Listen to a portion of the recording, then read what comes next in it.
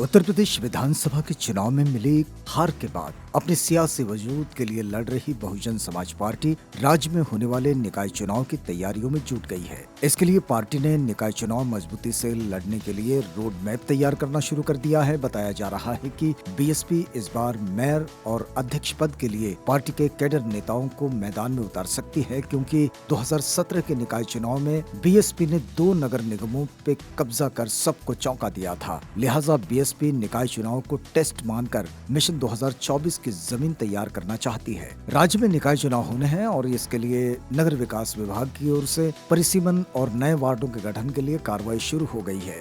आबादी बढ़ने के साथ ही माना जा रहा है कि नगर निगमों में वार्डों की संख्या में इजाफा होगा। हालांकि नगर निगम की संख्या में इजाफा नहीं हुआ है और इस बार भी राज्य में मेयर की 17 सीटों के लिए चुनाव होना है। साल 2017 के नगर निगम चुनाव में बीएसपी ने अलीगढ़ और मेरठ की मेयर सीट जीतकर सबको चौंका दिया था। लिहाजा इस बार विधानसभा चुनाव हारने के बाद पार्टी को निकाय चुनाव में बड़ी उम्मीद है। इसके जरिए पार्टी अपना खोया हुआ जनाधार वापस लाने की रणनीति पर काम कर रही है। बीएसपी ने राज्य में होने वाले नगर निगम चुनाव के लिए तैयारी शुरू कर दी है। मेयर की भी सभी सीटों पर चुनाव लड़ने के लिए उम्मीदवारों का चयन शुरू कर दिया है और इसके लिए पार्टी जातीय समीकरण रही है, जिसके तहत ही मेयर के पदों के लिए टिकट दिए जाएंगे और उम्मीदवारों को मैदान में उतारा जाएगा। आमतौर पर माना जाता है कि मेयर का चुनाव एक सांसद के बराबर मतदाता द्वारा किया जाता है। मीडिया रिपोर्ट के मुताबिक बीएसपी ने निकाय चुनाव के लिए रणनीति तैयार कर ली है और इसके तहत टिकट वितरण में